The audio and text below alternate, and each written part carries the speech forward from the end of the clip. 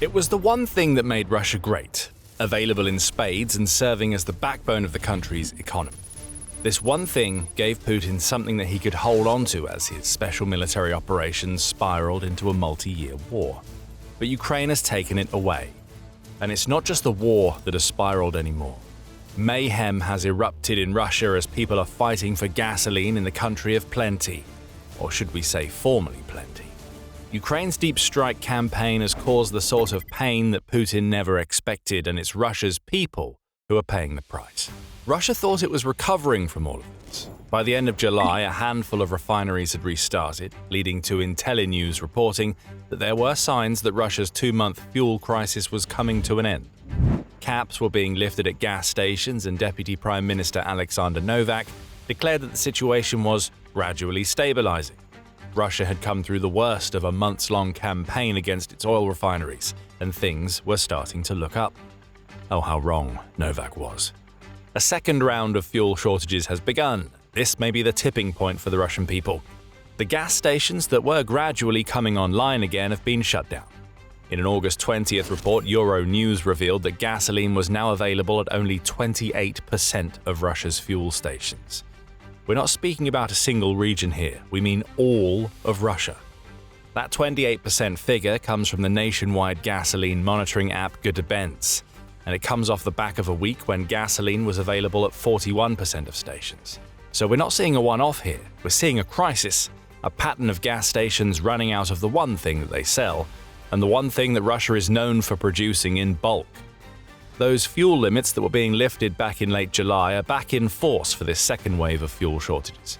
In Moscow and the surrounding regions, which amount to the crown jewel of Russia, where people are supposed to be shielded from the impact of the war better than anywhere else in the country, gas stations owned by oil giant Gazprom Neft have a 60-litre limit in place for gasoline at regular stations and a 40-litre limit at automated gas stations.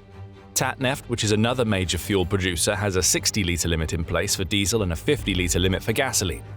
Other regional stations have gone even further, restricting drivers to just 30 litres. Further afield, the situation is more acute. Limits were never lifted in places like Siberia and Russia's Far East. In Crimea, there is practically no gasoline left, as Ukraine continues a brilliant asymmetric strategy that has isolated the peninsula from mainland Russia. We're seeing the capital and the crown jewel of Russian dominance both struggling to get their hands on a resource that is supposed to be plentiful in Russia. This is humiliating for Putin. Other regions have put even stranger measures in place. In both Lipetsk and Orenburg, local authorities determine who might get a chance to put some gas in their vehicles' tanks using a strange license plate system. One day, those with plates that contain odd numbers are allowed to queue for gas. The next day, it will be people who have plates containing even numbers. This is happening in the land of supposed fuel plenty. Now, dozens of Russia's regions are having to deal with gasoline and diesel once again no longer being available at the pumps. The queues are getting insane, and so are the people who are forced to spend hours waiting in them. The Kyiv Post reports that witnesses on the ground now claim that queues in Moscow stretch for up to a kilometer. Many will wait with no reward as gas stations are closing due to a lack of products. Others are only available to offer diesel, and drivers are once again talking about being forced to visit multiple gas stations only to discover they have nothing left. When they finally find stations that have fuel, they spend hours waiting, desperately hoping that by the time their car manages to make the slow kilometer-long crawl, there will be something left for them. Tensions have been rising. What simmered over the surface has boiled over. Angry Russians, unable to get the one thing that their country is supposed to be able to provide for them, are lashing out. Not at Putin, yet, at each other. Chaos has been erupting as the queues stretch further and further. Footage has started emerging of everyday people, pushed to the end of their ropes, getting out of their cars and throwing hands with others who have been forced into this situation by a combination of the Kremlin's incompetence and Ukraine's refinery striking strategy. Every small slight and every minor infraction now serve as triggers, as violence is erupting outside the cars that are at a standstill as their drivers wait for their turns at the gas station. The Let's Arm Ukraine X account has no sympathy. Sharing one video of the violence, the channel says, "Traditional Russian savagery over fuel has returned to Moscow streets.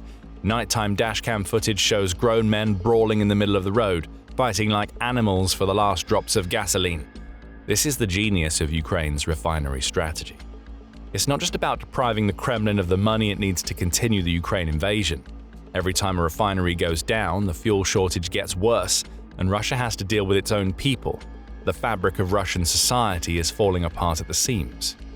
Russian refining has fallen off a cliff during 2026 as Ukraine's refinery strikes have only grown larger and more aggressive. The idea of hitting refineries is nothing new. 2025 saw Ukraine use the approach to great effect, creating a fuel crisis in that year too. That crisis lasted for several months before Russia was able to right the ship, at least for a little while. The 2026 situation is much worse.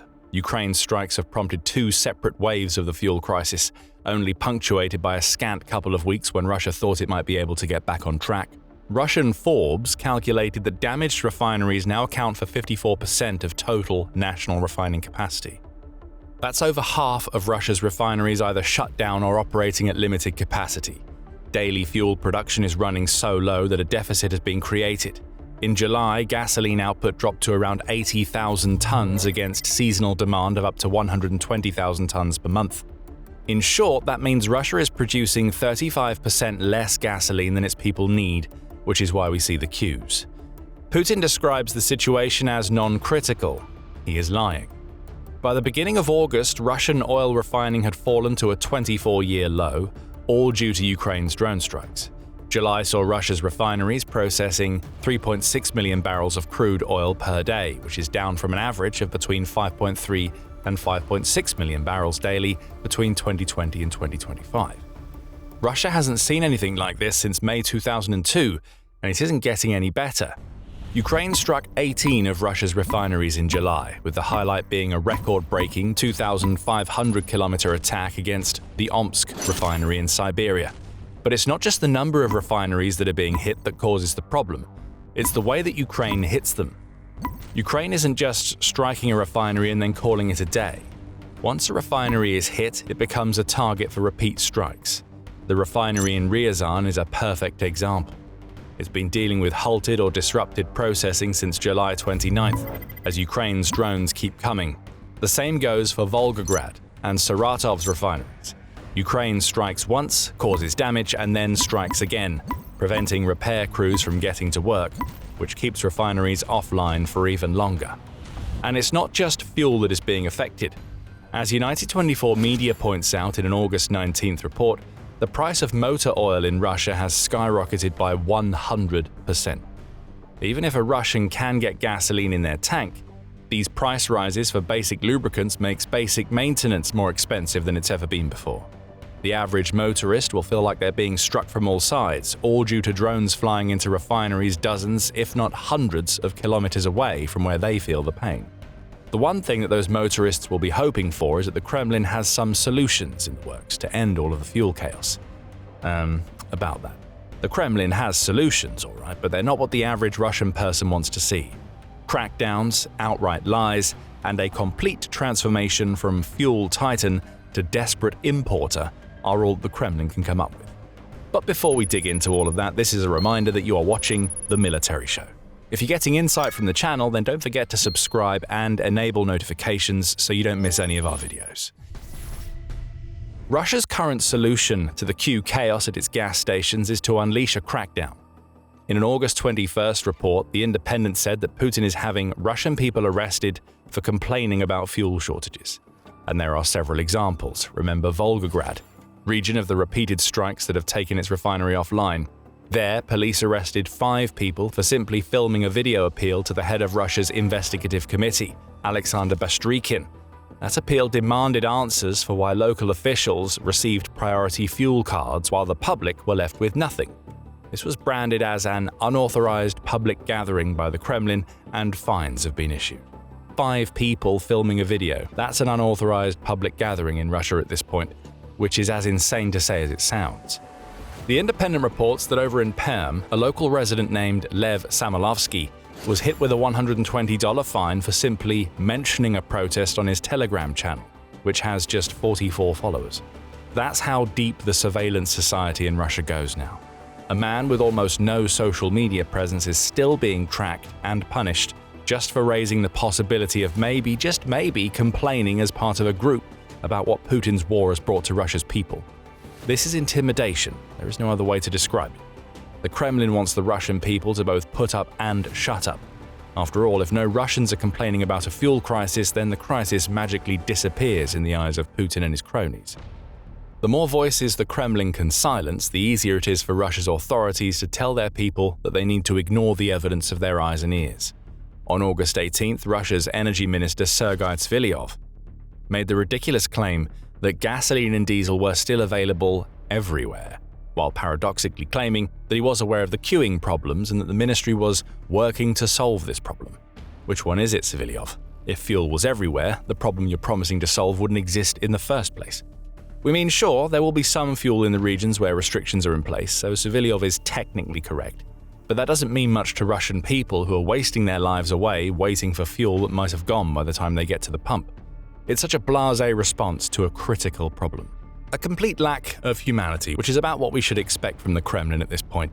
But if you want to talk blasé, there's Putin. He's been just as nonchalant as Tsvylyov in his dealings with Russia's fuel crisis, claiming, "There are no critical consequences from such attacks. There have been none and there cannot be any. But they do, of course, cause us damage. That is obvious. We understand it. We see it. And we know it." Another lie. There are clearly critical consequences, and the final part of that statement is filled with empty words. Well, unless the problem is people complaining about fuel in a group of 5, in which case the Kremlin is right on it. But even worse, as a second round of fuel shortages rocked his country, Putin was as far away from the problem as he could possibly be. He took a visit to the Kuril Islands near Japan as he attempted to assert Russia's authority over a disputed portion of that island chain. But the geopolitical ramifications of that aren't the story for Russians struggling with the fuel crisis. While he was touring the islands, Putin visited a fish processing plant where he tasted caviar. As his people queued for a basic need at home, Putin lapped up luxury food and even quipped that he enjoyed it so much that he wanted to bring some back to Moscow. That is Putin in a nutshell. He's Marie Antoinette telling his people to eat cake while they suffer. And we all know what happened to her when she took a visit to a French guillotine. To say that Russia is dealing with its people poorly would be an understatement, as the second wave of fuel shortages racked the country. But behind the crackdowns and the lies, Russia is trying to take some practical steps to solve its crisis. Trying is the operative word here, as what Russia is doing hasn't solved the problem. Instead, every step the Kremlin takes exposes Russia's desperation. Protecting domestic supply has been the first and most logical step taken by the Kremlin. There are bans in place on fuel exports, which the Kremlin put in place in July. If you want an indirect admission of just how bad the problem is, that came at the end of July, when Russia announced that bans on exports of gasoline and diesel would extend to January 2027. Keeping fuel in Russia makes sense, but it isn't solving the problem, nor is the loosening of fuel quality standards, which Russia implemented at the beginning of August. Prime Minister Mikhail Mishustin has signed a decree that allows the production, import, and sale of low-grade Euro 2, Euro 3, and Euro 4 fuels in Russia to July 1st, 2027, the Moscow Times reports. So that's great for the Russian people. The Kremlin moved away from these fuels to Euro 5 in 2016 because these low-grade fuels lead to more sulfur being pumped into the air. Enjoy a healthy dose of smog and pollution as you queue at the gas stations, Russians. None of these approaches have worked so far for Russia. And it's here where we see the real signs of weakness come into play. Unable to solve the fuel crisis caused using domestic measures, the Kremlin has had to start begging. Russia, which is one of the oil titans of the world, has gone on its hands and knees to other countries as it started importing fuel that it once made itself by the tanker load.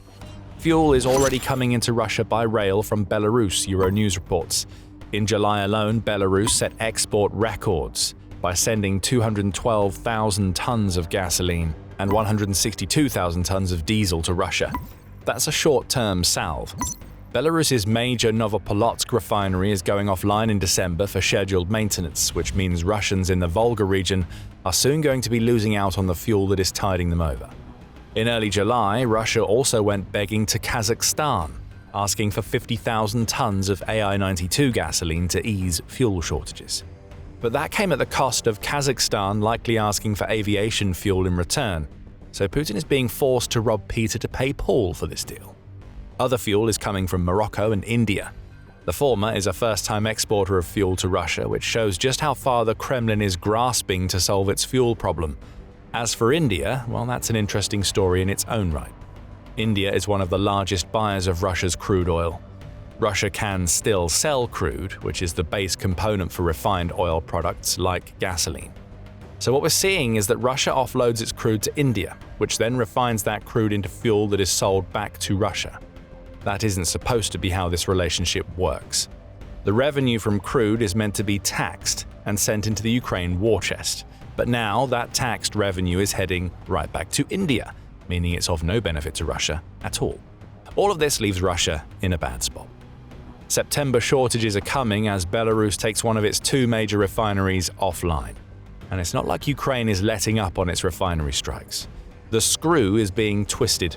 August 21st saw Ukraine carry out another strike against Perm's refinery, which is over 1,500 kilometers away from the Ukraine border. The very next day, drones paid a visit to the Novokuybyshevsk refinery in Russia's Samara region, causing a fire at a facility that processes 8.8 million tons of crude oil annually. The only hope Russia has now is for domestic demand to fall to the point where its ruined refining industry can actually come close to keeping up. After all, whatever defenses Russia has in place clearly can't stop Ukraine's drones. There's one more little twist to this tale before we end the video. If we head to South Dagestan, there is a different type of problem brewing. Difficult weather has taken out electricity supplies across the republic. On August 10th, one incident left 77 settlements in Dagestan without power. Context on why this matters: Dagestan is a republic of the Russian Federation, and its people aren't happy. Power outages started on August 6th, and they triggered waves of protests that at one point saw crowds flooding streets to bring traffic to an absolute standstill. Authorities tried everything they could to calm the protests down. Appeals were made to the people not to use appliances with high power requirements, and the authorities claimed that malfunctions were to blame. But between August 6th and 13th, Dagestanis had created 3 barricades. In 2 of the 3 cases, power was restored to affected regions faster than it would have been without the protests.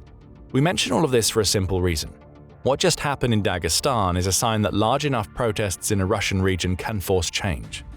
Dagestan, like many of the regions impacted by Russia's fuel crisis right now, is on the outskirts of Russia. It isn't anywhere near Moscow, so it's a low priority for funding. But people power forced a change. Maybe in other regions outside of Moscow, there will be Russian people in the gas station queues who hear about this and pay attention, and they may start thinking, well, if it worked in Dagestan, it could work here. After all, the one thing that made Russia great has been taken away by Ukraine. The only reason that it's happened is that Putin started a war that he can't finish.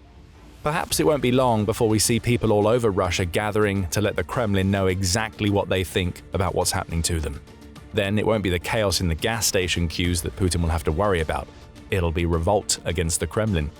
And as all of these shortages are sweeping through Russia, things aren't going any better for the Kremlin on the battlefield. Ukraine has made breakthroughs in the south, taking back dozens of settlements, liberating territory and causing massive casualties as it goes. You can find out all about that if you watch our video. But before you go, are you enjoying our reporting? Subscribe and share your thoughts below. And if you'd like to support the real people behind the channel, consider becoming a member for exclusive content. And thank you for watching.